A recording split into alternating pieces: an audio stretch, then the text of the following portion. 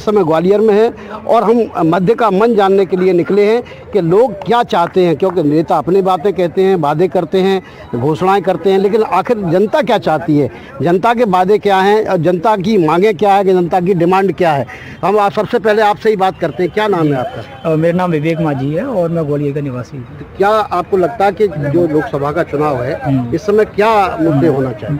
देखिए, जो चुनाव है, मतदान है, लोकतंत्र का एक बड़ा महापर्व है और इसकी शुरुआत होने वाली है।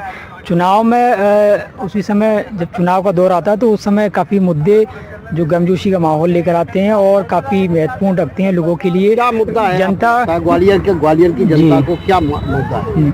ग्वालियर में काफ़ी मुद्दे हैं जो काफ़ी ज्वलंत है, जिसमें मुख्य रूप से सड़क को लेकर है, बेरोजगारी है और ख़ास तौर पर जो महिला सुरक्षा को लेकर क्राइम के मामले हैं यहाँ काफ़ी बढ़ते नज़र आए हैं और उद्योगों के लेकर भी काफ़ी जो मुद्दे हैं वो ऐसे देखने को मिल रहे हैं। तो बेरोजगारी, उद्योग और क्राइम, खासतौर पर महिलाओं पर होने वाले अत्याचार एक बड़ा मुद्दा है। हम कुछ और बात करते हैं। बताइए, क्या आपको लगता है क्या मुख्य मुद्दा है?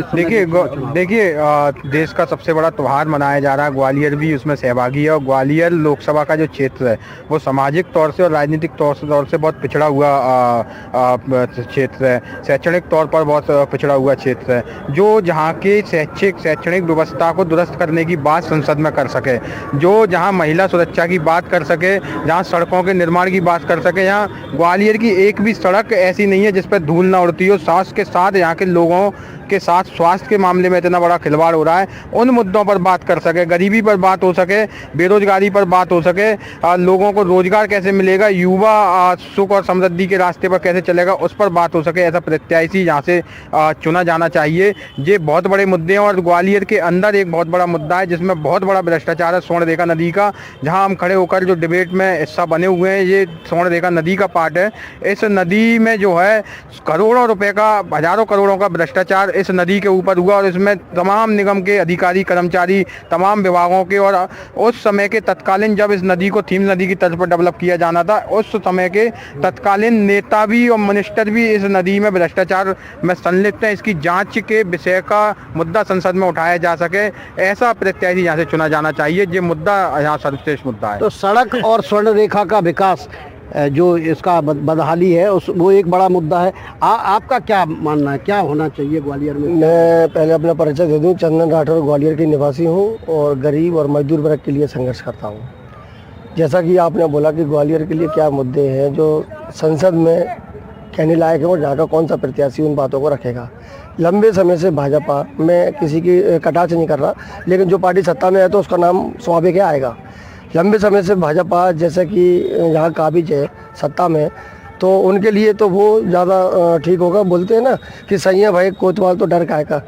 तो यहाँ के कर्मचारी, अधिकारी और नेता मिलके लूट खसोट में इतने आगे निकल चुके हैं कि अब तो ये लगता है कि जो अंग्रेजी शासन हमने नहीं देखा था, लेकिन अब जरूर तानाशाही शासन देखते हुए आ रहे हैं कि वो आने वाला है। भ्रष्टाचार और तानाशाही जो अधिकारी कर्मचारियों की है, वो एक बड़ा मुद्दा है। हम कुछ और लोगों से बात करते हैं। क्या नाम है आपका? आशीष राय नाम है, ग्वालियर का निवासी। तो राय साहब, आपको क्या लगता है क्या इशू होना चाहिए?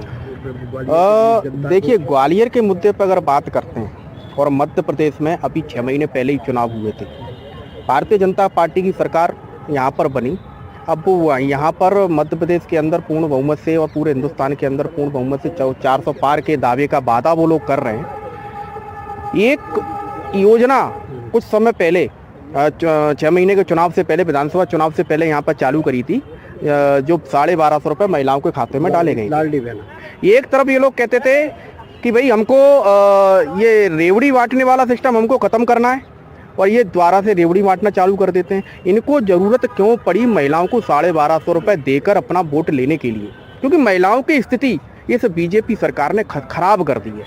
महिलाओं की जो सामाजिक सुरक्षा है वो ख़त्म हो चुकी है। 1250 रुपये भी उनके लिए बहुत मायने रखते थे, जिसके लालच में आकर उन्होंने वोट किया। बिल्कुल बिल्कुल। तो सामाजिक सुरक्षा महिलाओं की खराब हो गई थी, इसलिए वो लाडली बहना लेके आए। हम आपसे भी बात करते हैं। क्या नाम है आपका? मेरा इंजीनियर महेंद्र प्रताप सिंह पाल। जयपाल साहब, बताइए, अगर हम कहें कि ग्वालियर के 3 बड़े मुद्दे क्या हैं? ग्वालियर के जो मुद्दे हैं मुख्य रूप से यहाँ पर हम देखें तो डेवलपमेंट जो हम देख रहे हैं, तो यहाँ हम देखते हैं ग्वालियर में राजपथ बन रहा है। महल के सामने बन रहा है, पूरा का पूरा विकास का पैसा कुछ ऐसी जगह लगाया जा रहा है।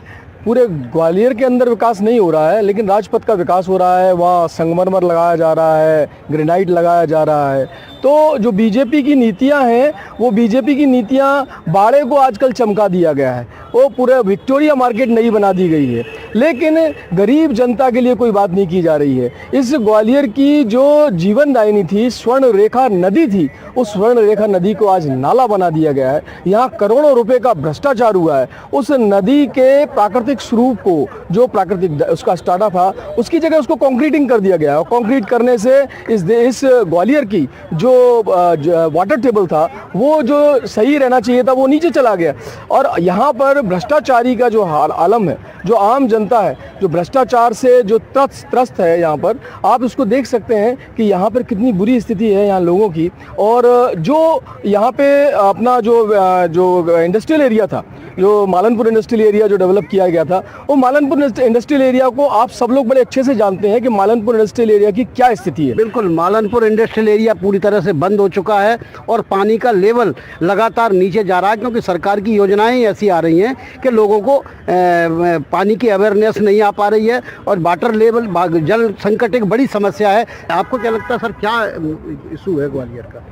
ग्वालियर का सबसे बड़ा जो मुद्दा है वो तो विवेक नारायण सेजवलकर जी बता पाएंगे, क्योंकि वो यहाँ पर। आपको क्या लगता है जो आगे आएगी वो कौन, क्या करना चाहिए सरकार को? जनता क्या चाहती है? आप जनता कैसे? अभी तक सड़क, बिजली, पानी, शिक्षा, स्वास्थ्य में अगर बीजेपी ने कोई बहुत अच्छा यहाँ पर मॉडल प्रस्तुत हुआ हो तो बीजेपी अपने 5 साल का रिकॉर्ड यहाँ पर प्रस्तुत करे जनता के सामने, उसके आधार पर वोट मांगे। यहाँ पे आप देख सकते हैं सरकारी स्कूलों की हालत क्या है, सरकारी अस्पताल की हालत क्या है, सड़कों की हालत क्या है। यहाँ पे क्या मुद्दा नहीं है, हर एक चीज़ मुद्दा है। भ्रष्टाचार मुद्दा है और बेरोजगारी मुद्दा है। बिल्कुल, 5 साल का पहले बीजेपी हिसाब दे, उसके बाद जो है वोट मांगने आए तो उनको वोट दे सकते हैं। कि हम कुछ लोगों से बात करते हैं, बैठिए आप जी, कुछ और लोगों से बात करते हैं। क्या नाम है आपका? राकेश व्यास। व्यास जी बताइए, क्या ग्वालियर की समस्या क्या है, क्या मुद्दे हैं? आर्थिक भ्रष्टाचार और मतलब 3-4 समस्याएं हैं। जैसे भ्रष्टाचार वो चरम सीमा पे पहुंच गया है। भ्रष्टाचार एक बड़ी समस्या है। आपका क्या नाम है? जय सिंह यादव। जय सिंह यादव जी बताइए कि क्या बड़ी समस्या है शहर की या ग्वालियर जिले की? जो व्यास जी ने बता दी वही समस्या। परिवर्तन चाहते हैं सर। तो ये परिवर्तन चाहते हैं। हम आपसे भी पूछना चाहते हैं, क्या नाम है आपका? मेरा नाम रंजन बाजरिया है और मैं ग्वालियर का रहने वाला हूँ। आपको क्या लगता है क्या समस्या है ग्वालियर की? देखो, जो समस्या है वो उसको जो नेता है उसको ध्यान नहीं दे रहे हैं। आप देखो प्रदूषण कितना फैल रहा है शहर में, और जो भूमि शासकीय भूमि है उनको भूमाफिया मिलके उनको ख़त्म कर रहे हैं। जैसे जगनापुरा में 2 बिस्वा ज़मीन है, जो पहाड़ है, जो अपन टंकी, पानी की टंकी है, वहाँ पे 21 बीघा ज़मीन है, उसको बड़े बड़े नेता भाजपा के मिले हुए हैं, उसमें नामांतरण करा दिया गया। जबकि पहाड़ को कभी शासकीय रहता है पहाड़, तो किसी ना वो खेती कर सकते हैं ना कब्जे में रहता है पहाड़। उसके बाद भी वो लोग उसको एकसा करके उसमें प्लानिंग कर रहे हैं, क्योंकि वहाँ पेड़ लगे थे, पेड़ों को नष्ट किया जा रहा है, क्योंकि प्रदूषण इतना बढ़ गया है कि आदमी को सांस लेने में बहुत घुटन महसूस हो रही है। बिल्कुल, ग्वालियर की एक बड़ी समस्या जो आ गई है वो है प्रदूषण की। वह भी लोग महसूस कर रहे हैं कि जिस तरह से पेड़ों को काटा जा रहा है, जिस तरह से पहाड़ों को काटा जा रहा है और माफिया जिस तरह से सक्रिय हैं, ऐसी स्थिति में जो पर्यावरण है वो प्रभावित हो रहा है। तो रोटी कपड़ा मकान के अलावा पर्यावरण भी एक बड़ी चिंता है, बेरोजगारी एक चिंता है, और इन चिंताओं को लेकर ही लोग जो अगला लोकसभा का चुनाव हो उसमें वोट करने वाले हैं। देव श्रीमाली, NDTV, ग्वालियर से।